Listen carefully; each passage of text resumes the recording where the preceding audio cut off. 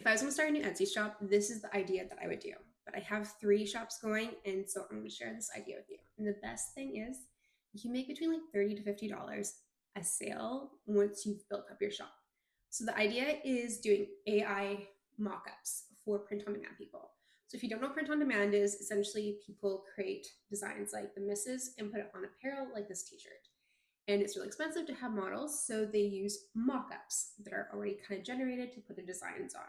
But traditionally, they kind of suck. So people have been really leaning into very aesthetic looking photos, and they need different styles, different photos that speak to the customer. Because look at this one has sold already 3 in the last 24 hours. So clearly it works. Now the key is, if you want to do this, is to work towards building a bundle. So you can see like this image is a mock-up, and people are making pretty decent money from making a bundle of their whole shop.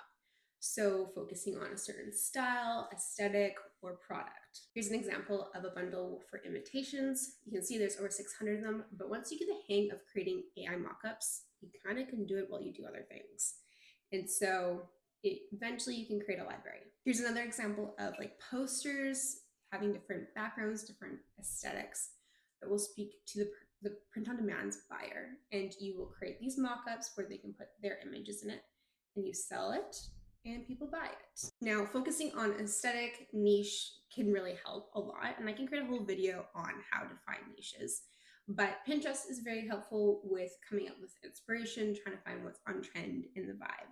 There are lots of different tools out there that can help you generate images. I use ChatGPT for this example, but you could explore that as you get into it. So this was my inspiration photo, and this is what ChatGPT came up with. So we moved a few things around. I gave her almond nails, I changed the drink.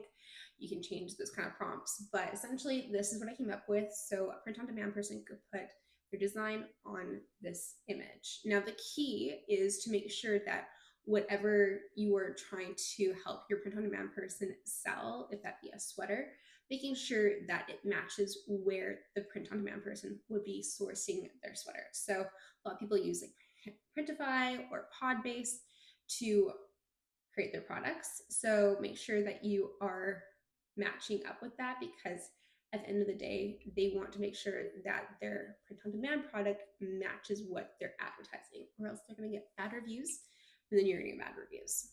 The last thing I'm going to leave you with is make sure you do market research. And I can create a whole video on how to do that, and it is generalized to Etsy. But you don't want to just compete for like t-shirts. You want to make sure that you're competing in a specific type of t-shirt or sweater, but whatever it is that people are searching for but isn't super saturated. And that's how you're going to start getting momentum faster. And eventually, as you get further and further into your shop growth, you could add more saturated things. But at the beginning, the key is really going for the things that people are looking for, but there isn't a lot of competition. These are different tools that you can use. This one is eRank, and it just helps you see what's not super saturated so that you're not wasting your time trying to compete against a bunch of different people, because that will just be exhausting and you'll just waste your time. So make sure you do market research before you get started so that you don't end up getting really frustrated and quitting. So let me know if you decide to do this. And if you want some ideas on like what kind of niche to go into, I could create a whole video on niching, because I love talking about niching.